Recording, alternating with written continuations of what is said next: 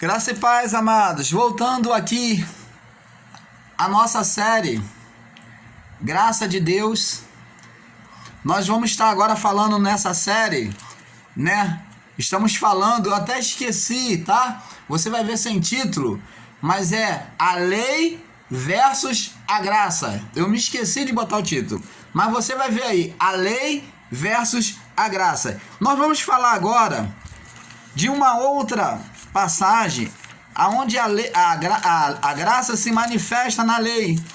Você vai estar comigo agora no livro de Mateus, capítulo 15, do verso 21 ao 28.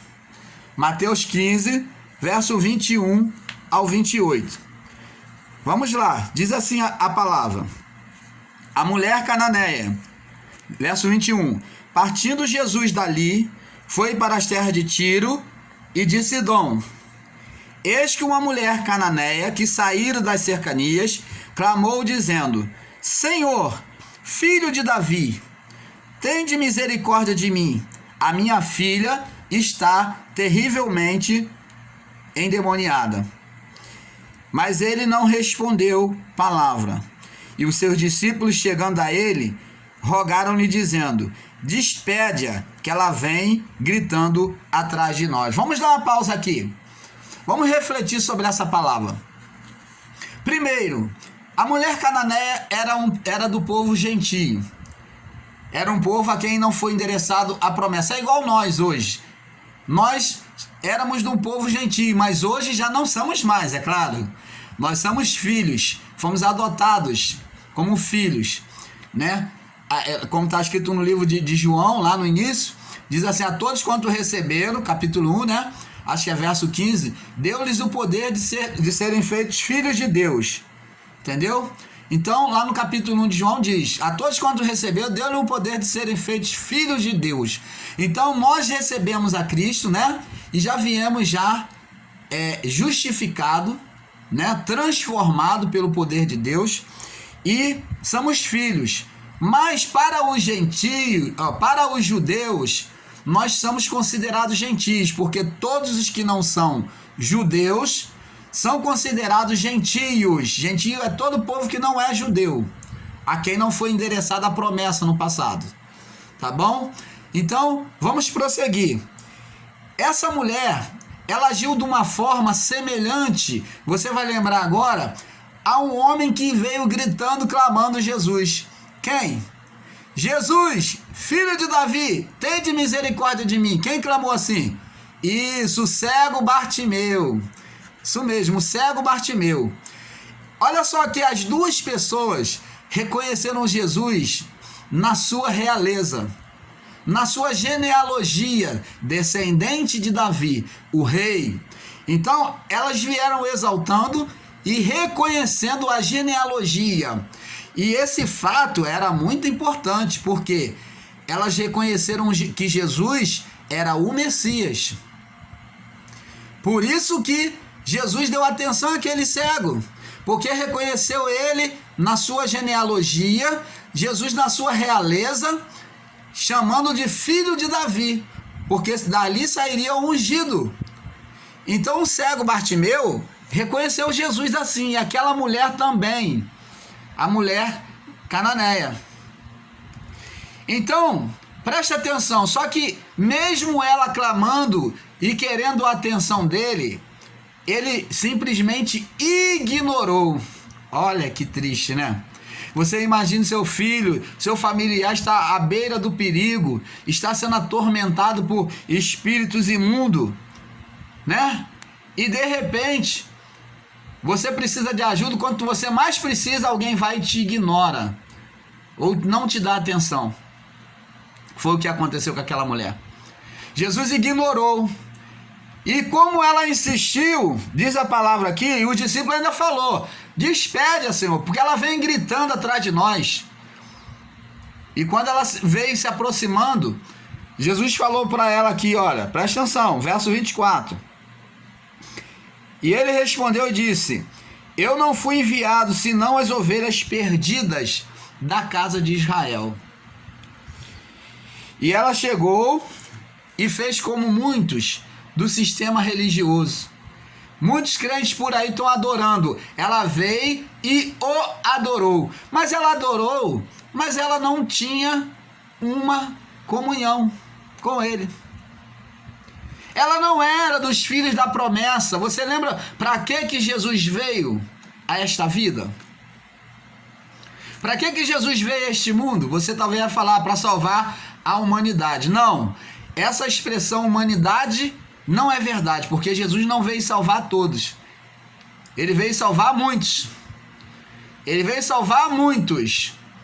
Ele veio para aqueles que estão predestinados à salvação. Assim como ele veio para os judeus naquela época, Jesus veio naquela época para os judeus, né? E não eram todos, ele não veio por todos, mas ele diz aqui: eu não vim, senão, eu não fui enviado, senão as ovelhas perdidas da casa de Israel. Ele não foi enviado senão para as ovelhas perdidas. Ele veio de forma específica para as ovelhas perdidas da casa de Israel. Esse foi o propósito da vinda dele. O propósito era salvar e resgatar aqueles que estavam perdidos do juízo final, tá? Que se aconteceu em meados de 68 e 70, tá bom? Então, ele veio para isso. E a mulher, chegando a ele, adorou. Quantos estão dentro do sistema religioso, estão debaixo da lei da condenação e morte, estão adorando a Jesus? Quantos estão adorando a Jesus debaixo da condenação de morte, debaixo da lei, dos rudimentos da lei? E eu te pergunto, a adoração, ela produziu alguma coisa na vida daquela mulher? Não. Presta atenção aqui o que aconteceu. Ele, porém, disse, olha só, primeiro reconheceu na realeza, sabia quem era Jesus, depois adorou. Nada disso adiantou. Agora, Jesus disse umas coisas na cara dela agora, presta atenção. Então disse: mulher, não é bom tomar o pão dos filhos e deitá-los aos cachorrinhos. Não é bom pegar o pão dos filhos e deitá-los aos cachorrinhos. Talvez uma pessoa, se for olhar de uma forma literal, não vai entender, mas você pode pegar da forma literal e começar a... Você vai ter um entendimento. Se você montar no literal, você vai ter entendimento. Por quê? Jesus falava de casa de Israel, ele falava de um lar. E agora ele vem falar de filho e cachorro. Então, vemos um lar aonde os filhos são sustentados. E Jesus fala agora de uma refeição, uma ceia, né? Então, ele diz aqui, ó, eu não posso deixar de atender, de abençoar os filhos de Israel para abençoar aqueles que são gentis. Jesus chamou a nação daquela mulher de cachorrinhos.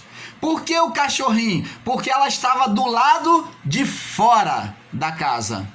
A nação dela ficava do lado de fora da salvação, do plano de salvação. Você está entendendo, amados? Estava no plano de fora da salvação.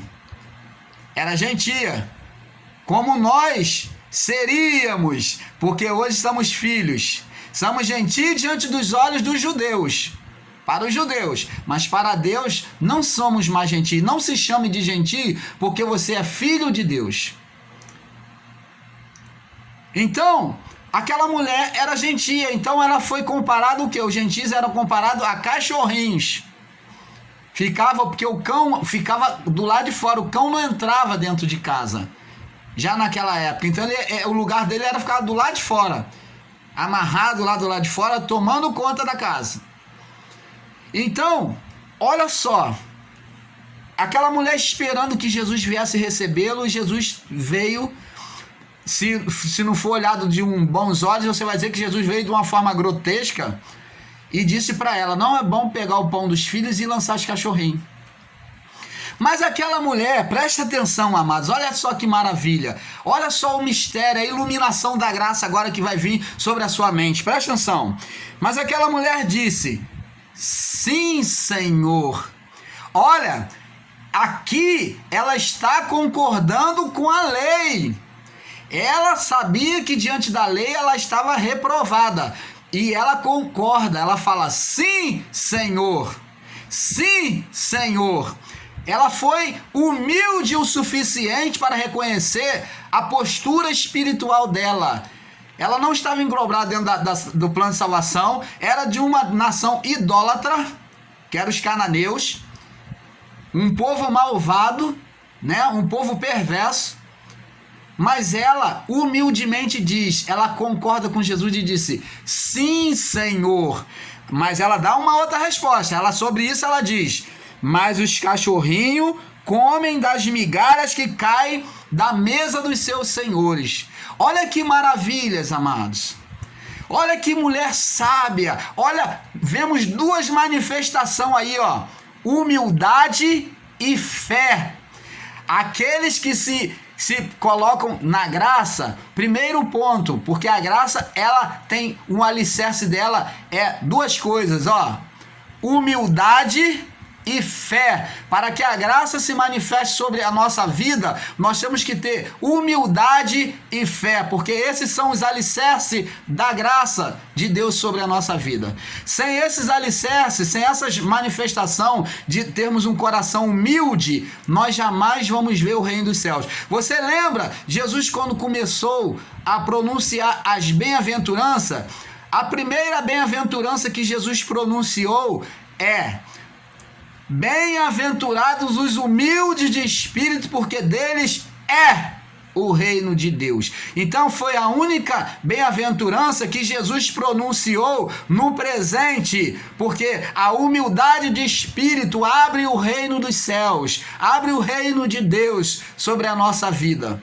E temos que ter outro ponto que a mulher manifestou: a fé, a persistência. Ela queria nem que fosse um pedacinho do pão, da migalha, da bênção, para ver a sua filha livre daquele tormento demoníaco. Oh, glória a Deus, aleluias. Dá um glória aí, irmãos. E Jesus, quando aquela mulher queria comer a migalha e caiu dos pés do Senhor, foi humilde e apresentou uma fé sábia, cheia de sabedoria.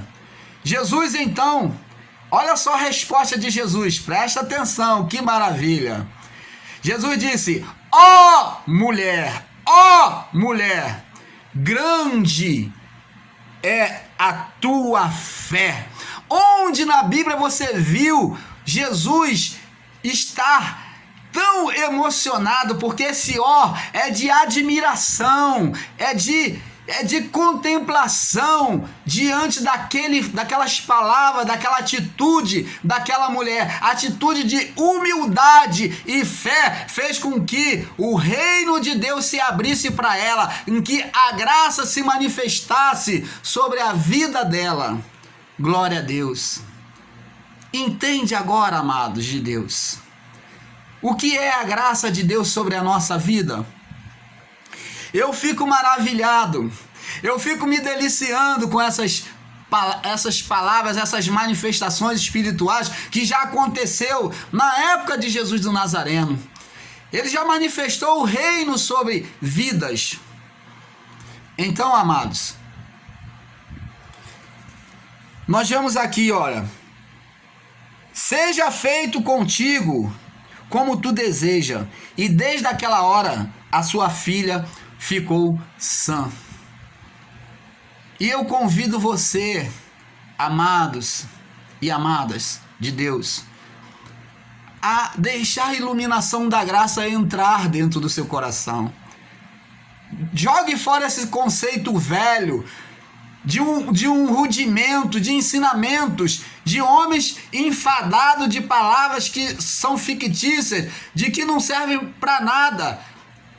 Estão jogando sobre você campanhas, correntes, né? Como se você vai no espiritismo, você vê a corrente também lá. Você é filha de Deus, você não tem que estar atado com corrente, fazendo corrente, você não tem que estar em meio de corrente. Você consegue imaginar Deus em meio de corrente? Um Deus paliativo que vai estar dando ali, ó, não, você vem que aos pouquinhos eu vou te dar a bênção. Não, Deus, ele é pleno. Ele é pleno. Então, amados, nós vamos prosseguir nessa mensagem. Da graças, da lei versus a graça, onde a graça triunfa sobre a lei. A paz de Deus seja com cada um de vocês.